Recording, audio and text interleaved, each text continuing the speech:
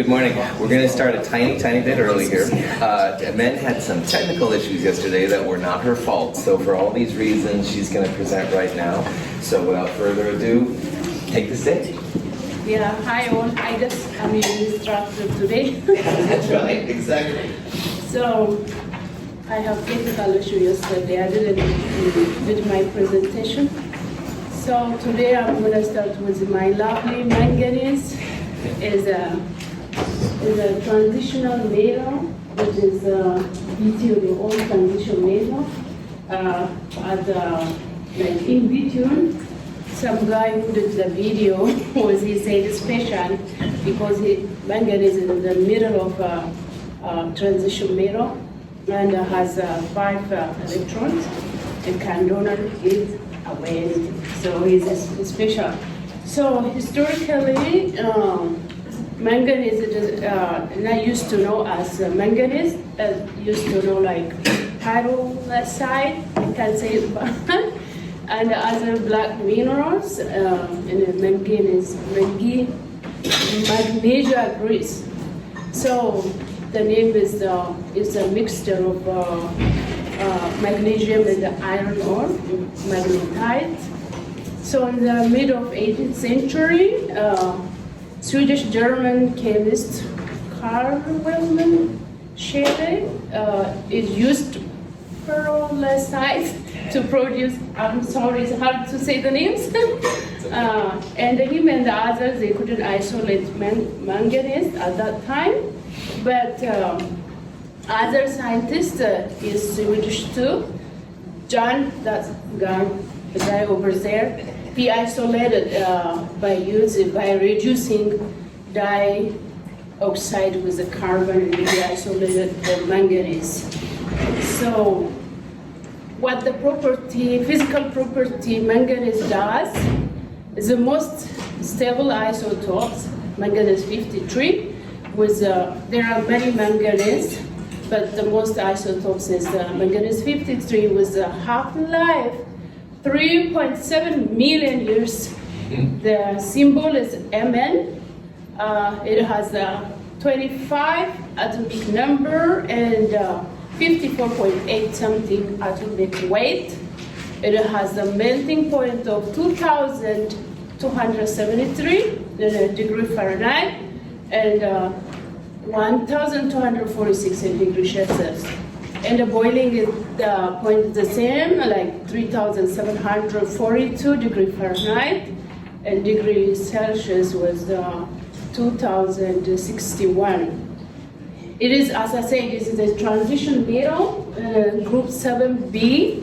It is found in the middle of transitional metals, which has 5 electrons, I said.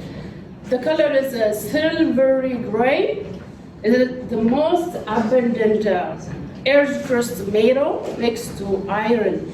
So it's the most abundant in under the ground. So it has oxidation state like +2, +3, +4, +6, +7. The most oxidated state is manganese +2. This is funny, I love it. This is about health benefit. Manganese do a lot of things in our body, like the benefit manganese has control our sugar level, maintain thyroid health, prevent osteoporosis, and improve metabolism and digestion, alleviate premenstrual syndrome, increase mineral density of spinal bone. So a lot of benefit has manganese in our body. It's a lovely guy. I think all the metal has their own benefit in our body. Manganese is a special one, especially when compared to others. I guess most of them are very important. So the deficiency of manganese, it has something deficiency, poor cognitive processing, headache and chronic migraine, constipation and related disorder, fatigue, physical, mental, emotional, insomnia, all those are the deficiency of manganese. So as I said, manganese is most abundant Earth's crust metal. So if we don't get enough of it in our dietary, we could have those deficiency. So this is the manganese food which has a lot. My lovely peanut butter. I eat it every morning. So I guess I don't have that much manganese deficiency. But other foods, especially peanut butter, legumes means the root they have plenty of manganese, like legume, peanut butter, spinach, cereal, like whole grain cereal. Those are, and liver has a lot of manganese in it. So other use is not only useful for our body, manganese is used for other stuffs too, especially for steel production because it fixed sulfur deoxidize and alloy aluminum and it prevents steel from corrosion. It can be used for decolorizing glasses, and manganese dioxide is used for agent in organic chemistry for oxidation, benzene alcohol, and manganese oxide is used for dry cell battery. So manganese compost has been pigment for coloring ceramic glass used. So the other thing I find interesting is in 2009, Professor Ramina, I guess, and associated Oregon State, she discovered like yttrium was indium from intensely blue and toxic inert fade resistance pigment yatmin or something manganese blue as for like few new blue pigment discovered in 200 years. That's interesting. So that's what I have for today. I don't have much, so it's hard to get a lot of information and compile it in one thing. And this is my manganese. Thank you.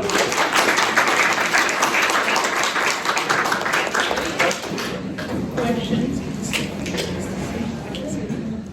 I was impressed several of you had research from Oregon State this time, which was kind of cool. So apparently Oregon State's kind of have them, which is, I knew they were always good. But. Do you know what they use the new blue pigment? What are they using that for? Is it for ceramics or paint or? Research to do that much, but I think it's a research they did. I'm curious what they're using that blue pigment for now. Thanks. Nice job.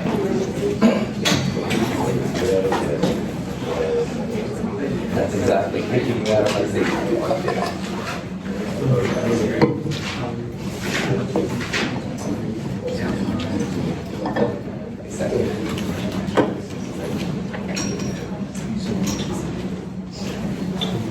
So electron cloud configuration. Almost. We're getting there. We're sitting the ground. So first of all, thank you, Evan, for presenting. That was totally cool. Joseph's right. We are getting to the place where we're going to start talking about how electrons are placed around atoms. And like I talked with some of you yesterday, or maybe it was Wednesday, whatever day it was, we're building the location of all of these things. And we're trying to find out what the geography looks like so that eventually the electrons are going to start popping in these things to do it. We're really after the orbitals, which is the place truly where electrons go. But orbitals are kind of like rooms in a house. Orbitals fit into subshells. And subshells, like I've kind of been talking about, are kind of like houses on a street. And so in this example, n equals 3 is the street we're going to look at. And what we're going to do here is we're going to go through the rules, and we're going to look at the type of houses, the type of subshells that are allowed when n equals 3. And from there, we're going to look at each house to see how many rooms there are, how many orbitals there are. And along the way now, we're going to go through the quantum rules and stuff to see how this works. So when you have an n equals 3, L values always start at 0 and they go up to n minus 1. So if n equals 3, what would be the largest L value here? 2. That's right. N minus 1, 3 minus 1, largest one is 2. So the allowed L values, the allowed subshell values are 0, 1, and 2. And again, that's because L goes from 0 up to n minus 1. So what scientists do is they assign letters to the different subshells. And on Wednesday, we looked at that. The stupid people driving freaking gas hogs. I use different versions of this, so I may not, I might have told you a different one, but it doesn't matter. The letters correspond to different numbers of L. So every time you see L equals 0, you're going to have an S. Every time you see L equals 1, you're going to have a P. And every time you see L equals 2, that's going to be the D. So these are the houses on the n equals 3 street. And it tells you that there's these 3 places, these 3 houses and stuff that exist. And what we're going to do now is we're going to look at kind of what kind of a house it is. And in this context, the only way to do that is to talk about how many rooms are in the house or how many orbitals. So again, n equals 3, 0 to 1, or 0 to 2 are the L values, which corresponds to S, P, and D. Now, it's going to be important when, as Joseph brought up earlier, and that's where we're heading, we want to start putting electrons in, we need to know the NL designation. And that's something we talked about on Wednesday. It's literally the N number followed by this letter. So the official name for the house on the n equals 3 shell, where L equals 0, it's a 3s subshell, all right? Or a 3s house. And that's going to be different from the other kinds of things you have. And then correspondingly, 3p would be the next one, and 3d. Any questions so far? Okay. M sub L is how you find the number of orbitals. And just like L depends on N, M sub L depends on L. So you're going to have different M sub L values for each one of these pieces. And to figure it out, M sub L goes from minus L to plus L. So for 0, that would be negative 0 to plus 0, which is just 0. There's one M sub L value. M sub L equals 0. And just as to repeat myself, make sure this is clear, if you see L of 0, M sub L of 0, that's a valid quantum number, and it means something. Like if you have just 0, that means you don't have anything, all right? But in this context, a value of 0 is meaningful. If L equals 1, M sub L is going to go minus 1 to positive 1 in full numbers, minus 1, 0, plus 1. And then for 2, that would be minus 2 to positive 2, negative 2, negative 1, 0, plus 1, plus 2. So you can get a handle on it. Now, each one of these M sub L values is a valid M sub L number, but more importantly, each one of those numbers is an orbital. So if you have an M sub L equals 0, that's 1 orbital. M sub L in the 3p, negative 1, 0, positive 1, 3 M sub L values means 3 orbitals. And the last one, you would have 5 allowed M sub L values. That would be 5 orbitals. So in this cheesy analogy I'm kind of pushing subtly at you, on the n equals 3 street, there are 3 houses. That 3s house has 1 room. The 3p house has 3 rooms. The 3d house has 5 rooms. Okay. There's lots of patterns in quantum numbers, all right? And you can use them as much or as little as you want to. But the total number of orbitals on the n equals 3 shell is equal to n squared. So for n equals 3, 3 squared is 9, and you can see that 5 plus 3 plus 1 is equal to 9, which is kind of cool. There's other kinds of things, so like if you have just one particular house, the number of orbitals is 2L plus 1, so 2 times 1 plus 1 is 3.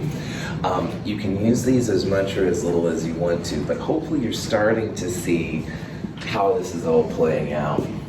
And finally, if you hate numbers and you hate patterns and hate quantum chemistry at this point, which I understand, just realize that every time there's an S, it's going to be one orbital, all right? And every time there's a P3, every time there's a D5. Honestly, that will get you through almost everything here, too. Any questions on this? So when n is 3, there's always 0, 1, and 2 L values. That's right, yeah. L goes from 0 up to n minus 1. So if n was 5, L would be 0, 3. Well done, 0, 1, 2, 3, 4. Well done, that's right. Other questions? Some people like the idea of the train track instead of the quantum numbers, and that's cool too. This is trying to show you the different streets and how the trains break up. Again, I'm kind of partial to my house on the street thing, but you don't have to, I don't care. This is the train track model, which a lot of people use. So on n equals 1, there's only one L value, so the blue values here are L. And then every time it's 0, there's only one orbital, which is like the black numbers down here. And notice that over here with n equals 2, there's a 0, which is an S, and a P, but the P breaks up to 3. So a second ago I said, hey, every time there's an S, you're going to have one orbital. Notice that every time you have an L equals 0, there's only one track. That represents one orbital. And every time you have L equals 1, which is P, 1, 2, 3 possible M sub L's, so 3 orbitals. Same thing over here, 1, 2, 3. And then these 5 are from the D subshell. So it's an alternative way. It doesn't matter which way you do it. Use the one which is right. Any questions on that? It says the whole number of orbitals is n squared. That's right. 1, 2 squared, okay, 4. So 3 squared is 9 orbitals in the last one? Yeah. So Joseph, if you literally count these individual numbers down here, 1, 2, 3, 4, 5, 6, 7, 8, 9, that's where they come from. And n squared for n1 would be just 1. N squared for 2 would be 4. 1, 2, 3, 4, etc., etc. It's kind of weird, but it does work out, actually.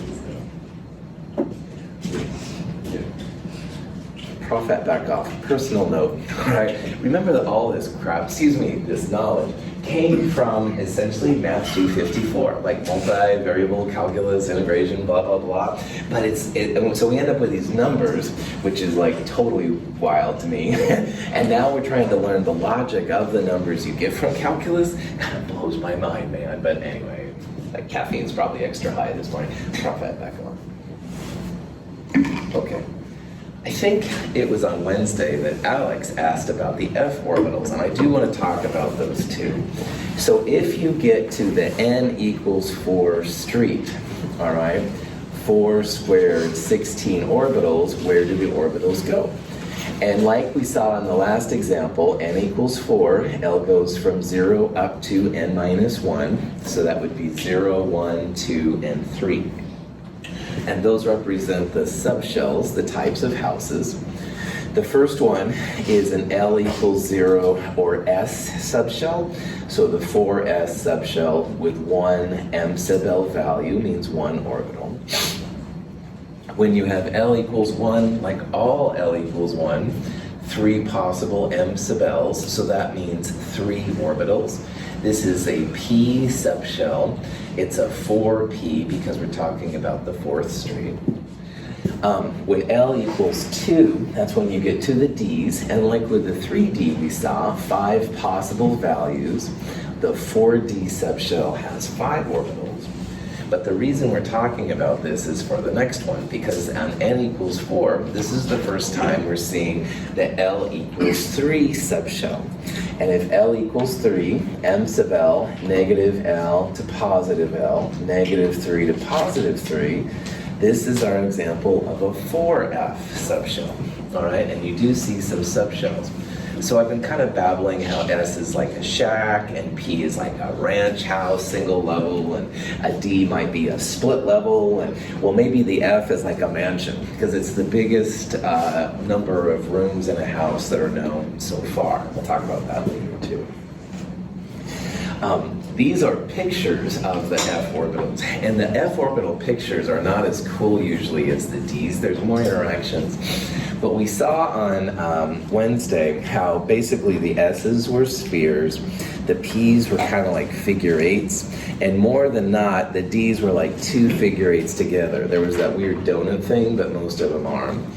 F's, if you have to make it, are kind of like three figure eights together. This one is one, the orange and the purple kind of go together due to the math, but this is like one figure eight, two figure eights, three figure eights, and you can see all the different ones. These are not pictures that you're going to see a lot or anything. This one is I call it the Homer Simpson orbital, but obviously I need to get a life. This is double donut, all right, and stuff. And anyway, these are the pictures that result in stuff when you figure out the probability. And by the way, all these pictures, these S orbitals and figure eights, those are just representing where the electron is, hopefully 90% of the time. But like we also talked about on Friday, once in a while those electrons start moving around, going different places too. So here's kind of like an overview of stuff we've seen so far. And I know this chapter has been kind of different and stuff, but we're really building how electrons get placed into atoms. And we started off talking about speed of light and Planck's constant, and those are super important. We're going to use those a lot when we talk about energy, and energy is chemistry, arguably. So all the way through Chem 223, the speed of light and Planck's constant are going to pop up. So know those, memorize them, put them in your calculator. I don't recommend tattoos, but you could. No, don't do that, please. Then, in terms of electromagnetic radiation, E equals h nu, and that equals hc over lambda. So all the visible lights and gamma rays, etc., obey the speed of light. Speed of light equals frequency times wavelength. And the energy is proportional to the frequency by Planck's constant. And if you substitute in frequency, speed of light over wavelength, you can do that. So as your wavelength goes up, the energy will go down. But if the frequency goes up, the energy goes up, stuff like that. This is the de Broglie equation. This is a little bit different. This is usually used for electrons. It's the wavelength of a particle equals Planck's constant divided by the mass of the object, and this is actually the velocity. And de Broglie's equation was important because it allowed to see how particles behave like waves. And all these probabilities and these pictures are really thinking here about electrons as waves. We talked about how sometimes waves can act like particles. That was Einstein's thing, photoelectric effect. This is the alternative then when particles are behaving like waves. And our model here really depends on electrons acting like waves. And then there's the number of orbitals. This is the number of orbitals or rooms on a street. This is the number of orbitals or rooms in a house, all right? The subshell is like a house and the shell is like a street. So both of these can be nice things to think about, but you like it or not. The letters are going to be really important. When we start putting electrons in the atoms, we need to know what's what. And if you see something like 4D, the number is the N number, and the L value comes from up here, so D drive is L equals 2. And then finally on Wednesday, we looked at some nodes a lot, and nodes are just places with no electron density, and you can't make atoms come together if you're stuck on a node. So this is another thing we'll start thinking about when we want to make molecules come together. There are planar nodes, which are like sheets of glass that go between atoms or between electrons. There's also spherical nodes where there's no electron density around them. And if you know the L value and the N and L value, you got these. Yes? Is it possible to have negative N values or L values? Good question. You won't have negative N or L values, Elizabeth. N values always start at 1 and they go in whole numbers up, but you won't even have 0 for N, okay? Now L, you can have 0, that's cool, but you won't have negative ones. Elizabeth, the only ones so far we've looked at that can be negative are the M sub L, the orbital numbers. Right on. Excellent question. So how do you symbolize number of orbitals in a subshell? What's the quantum number for it? Yeah, so the orbitals in a subshell would be like figuring out how many orbitals are in a 2p system, all right? And if you have the N and the L, focus on the L, all right? So for 2p, p means L equals 1, 2 times 1 plus 1, 3 orbitals. What okay? was the, like, is it ML and negative L, the quantum symbol for it, like L and N and M of L and M sub L? Cool. Which one is? Okay, I may not answer your question, but I'll give it my best shot here. All right, M sub L numbers are the numbers of orbitals. No, Okay. M sub And L. yeah, Symbolize M subscript L? yes, that's right. That's right. That's right. Okay, good. Phew. Your questions are good. My answer is not always so coherent. So please don't be afraid to ask again. Tip. So with that said, so M sub L is the number of orbital, or the values. That's right. Number of orbitals. So the negative, so say M sub L and then there's 5, Mhm. -2, -1, 0, 1 plus 2. Is that where they're placed? Yes, Okay. that's right, exactly. So Tiff's question was, yeah, you got L equals 2, or d orbital. There'd be 5 M sub L's, -2, -1, 0, plus 1, plus 2. And that's exactly what we're going to do. We're going to start putting electrons in those different orbitals and stuff to Okay. see how they fit now. Are the negatives, like when it comes to the X and Y planes and then Z, is that kind of where they lie within those planes, or is that something different? Yeah, kind of is my answer. Let's talk about the P subshell. So P is L equals 1, M sub L, -1, 0, plus 1, all right? 0 is almost always the x-axis, the way they set it up. The other ones, you have to do some weird math to make it work out, but let's think about them as, yeah, like X, Y, and Z, okay? All of this stuff has a lot more math behind it, I won't lie, and I'm kind of not showing you that because it's not necessary for where we are. Okay. But so realize that kind of yes, but there is of course some more details. Okay. Excellent question too. Good questions. Keep them coming. Who else has got? Fine, Joseph. Last thing, number of spherical nodes means no electron density. That's right. Just black spots. Yep, that's exactly it. That's right. Black spots. Other questions?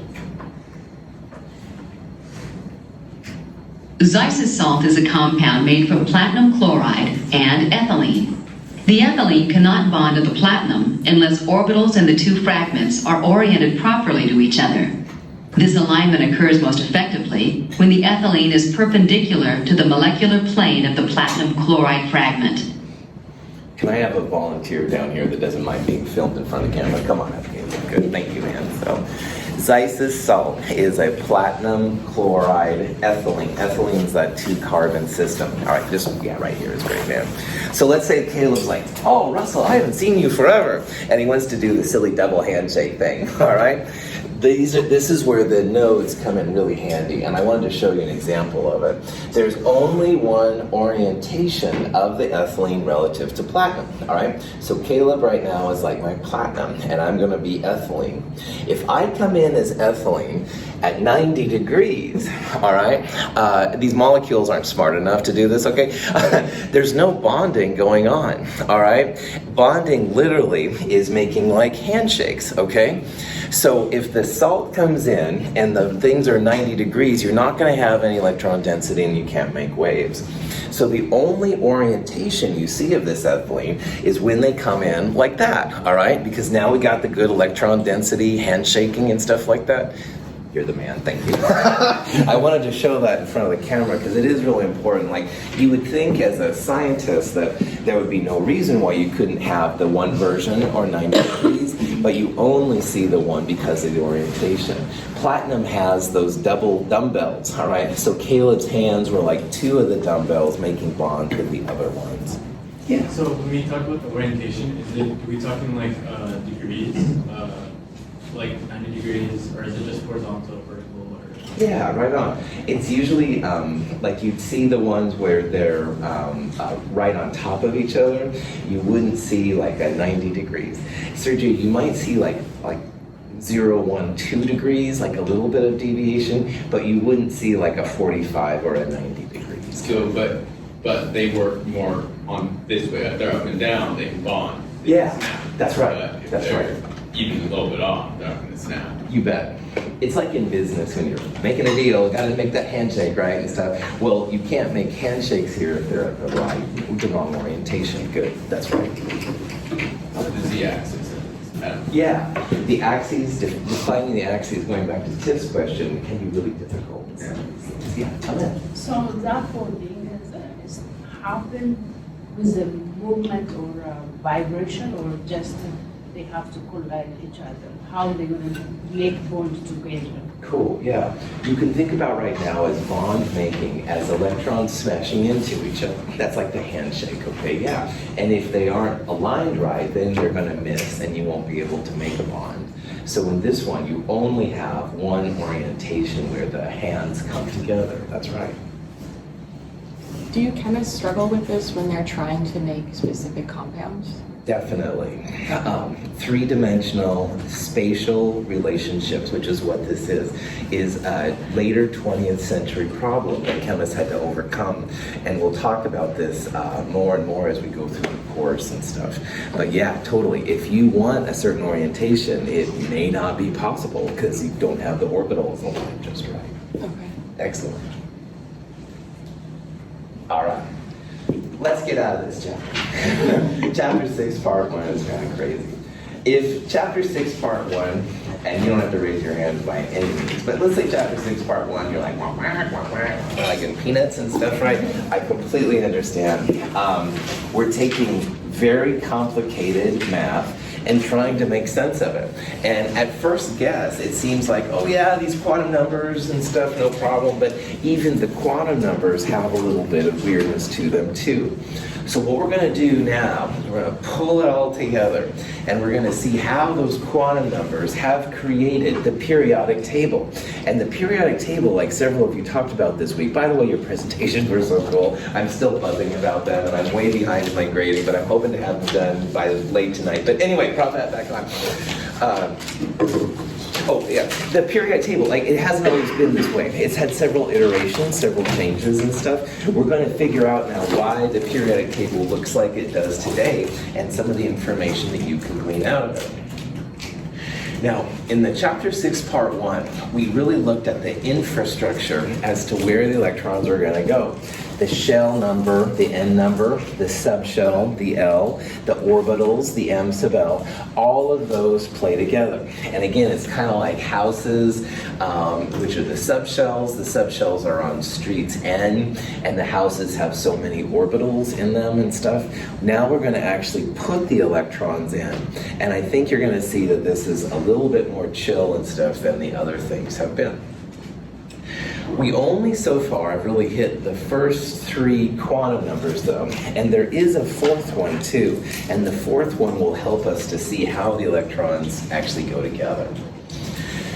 Now, if you have an orbital, all right, one of those little rooms in the house, we're going to see that those orbitals can't have any more than 2 electrons inside them. So if you go back to my silly analogy about rooms in the house, all right? If you have a brother or sister that you live with, Kelsey, I'll pick on you because we were talking about your sister the other day. Kelsey has a sister and stuff, and you know, like all siblings, sometimes you're friends and sometimes you're not. But because it's not always friends, Kelsey would probably rather have her own room if possible, but if she has to, you know, you can pair up and stuff with a brother and sister and live in the same room, which is fine.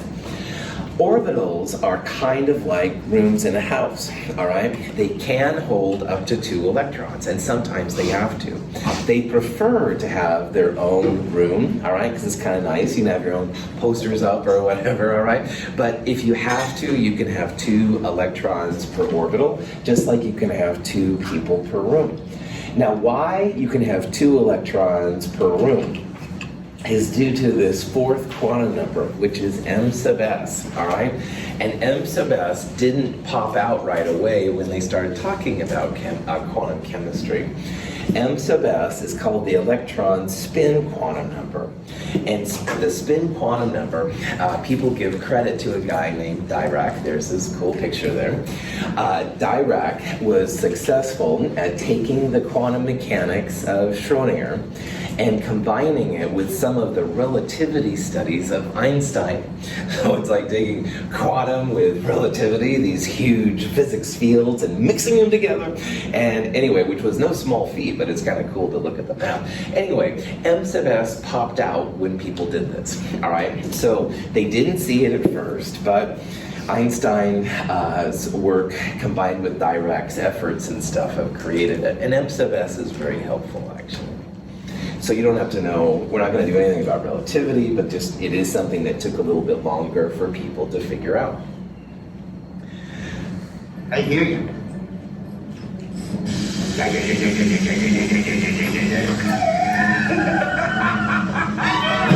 So again, showing my bad taste in cinema, this is House of a Thousand Corpses, a movie I don't recommend, but anyway, it's like, I hear you, That's probably what you're going at this time, because it's like, oh yeah, another quantum number, another big name, another Einstein, Schrödinger, blah, blah, blah. Bear with me, man, it's gonna start coming back here pretty soon. So, what is this m sub s? Any spinning electric charge creates a magnetic field.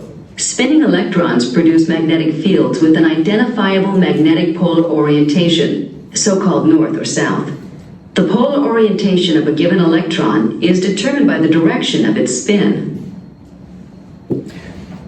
Almost all substances, you can induce a magnetic field upon them, which means if you have an external magnet, it'll make the substance magnetic. Not everything, but more often than not. And there's a lot of potential magnetic fields out there. So what happens if you have some random atom with an electron and it's next to one of these magnetic fields from another atom or a source or whatever?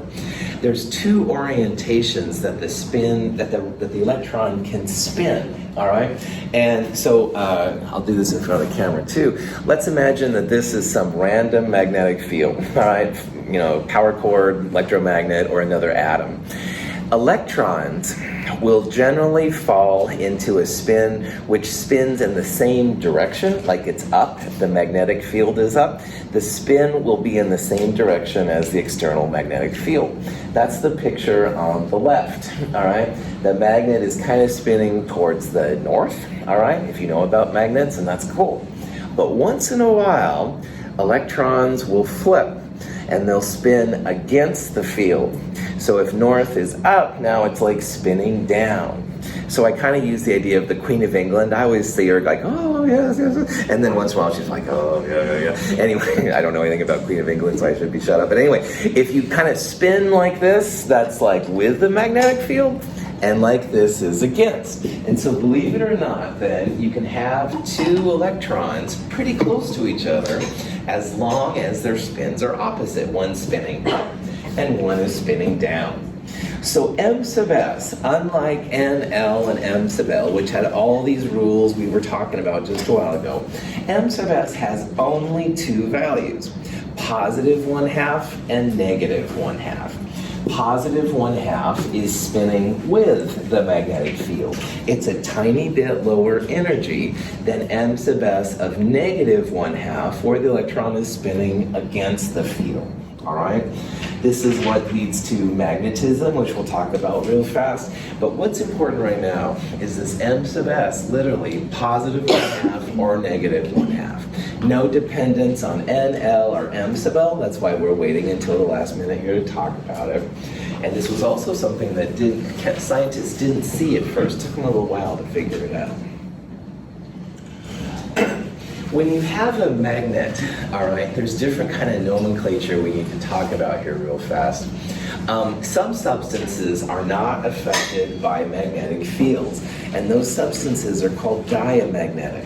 And diamagnetic systems, why they are not attracted to fields, because they all have electrons, is you have just as many spin up electrons as you have spin down electrons. So imagine these are all little magnets, but you have an up for every down, an up for every down. So there's no magnetic moment, there's no net magnetism that erupts because you have just as many ups as you have downs. Most of the substances in our day-to-day world are diamagnetic, all right? Most of our foods, water, sodium chloride, all right? All of these things we're gonna see are diamagnetic. However, you can also have what's called a paramagnetic system. And a paramagnetic system is just a substance where you have a net number of unpaired electrons. So you can imagine in this substance right here, each one of these little arrows is a little electron, but you don't have like a spin up and a spin down that are next to each other, all right? Or you have like a right and a left, but they're adjacent, or an up and a down, they're next to each other. So paramagnetic systems do exhibit some magnetism, especially if you have an induced field next to it that's pretty strong. It's not a very strong magnet though, because all these little magnetic systems are pointed in different directions. So paramagnetic systems, as we'll see, will cause havoc chemically on you, but in terms of a magnetism, they don't do that much. If you have a true magnetic system, they call those ferromagnetic substances. And if you have either an induced field or an actual field, what happens is this high field comes in and it pushes all of those odd electrons to the same direction. So instead of having like random left, right, up, down, forwards, backwards kind of orientations, in a ferromagnetic system, all the electrons will align the same way.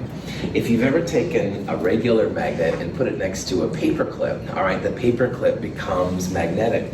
And that's because in a paper clip then, all of those individual electrons then are all aligned in the same way. So they're a lot stronger, all right, and that's totally cool. A lot of substances, when you remove the external magnet, will lose this and stuff. However, in the moment, this is ferromagnetic. Antiferromagnetic is very similar to ferromagnetic. We'll assume it's kind of the same thing. Now, this is important for a reason which we'll talk about more and more coming up here. Different materials have different magnetic properties. Liquid nitrogen is diamagnetic and is not attracted to the magnet. Liquid oxygen is paramagnetic. Paramagnetic substances in the liquid or solid state are generally attracted to magnetic fields. Liquid oxygen is held by the magnetic field. So this is like a regular magnet that you can turn, electromagnet. You turn it on, the magnet comes in, stuff like that. Diamagnetic substances will just go right through the magnet as if it's not there. And again, most substances that we're used to are diamagnetic. They're not interested. However, there are some substances, including liquid oxygen, that stick between the magnets when you turn them on, all right? And what that tells us is that oxygen, liquid oxygen, is paramagnetic. It has odd electrons. And when it has this really strong source of it, then all those little paramagnets start interacting. So diamagnetic, no interaction with magnetic fields, right? They just kind of sit there. But paramagnetic systems definitely will interact with magnetic field. You will have unpaired electrons. So you can think about it like all the diamagnetic systems, every spin up, you have a spin down, all right? But paramagnetic system, you're going to have at least one unpaired electron. And paramagnetic systems are pretty important in this field of chemistry. Did you say liquid oxygen? Yeah, that's right. It's clear. Liquid oxygen is clear. It has a slight blue color, but you have to be super careful with it. It wants to go back to the gas state. Yeah. Does it freeze at like -1,000? Oxygen, let's see. Nitrogen is 77, and I'm pretty sure, Joseph, that oxygen is a little bit lower than that, because you need liquid helium, which is 4 Kelvin. So, but I don't know the number. But below 0. Below 0 Celsius, but not 0 Kelvin, which is important. I want to make that clear. You can measure these things. As you turn magnets on, they will actually pull the sample to them. So you can measure like a mass, you can measure angles and stuff like that. And this is something that physicists sometimes will do. At Portland State, there were some people doing this kind of stuff for a while. But you can actually measure the magnetism, which is neat. Again, though, diamagnetic systems won't do this. All right, you put them next to a magnet and they just sit there. No deflection, no mass and stuff. So the 4 quantum numbers then, all right, N, L, M sub L, and M sub S. And with these 4, we'll start being able to put electrons in atoms.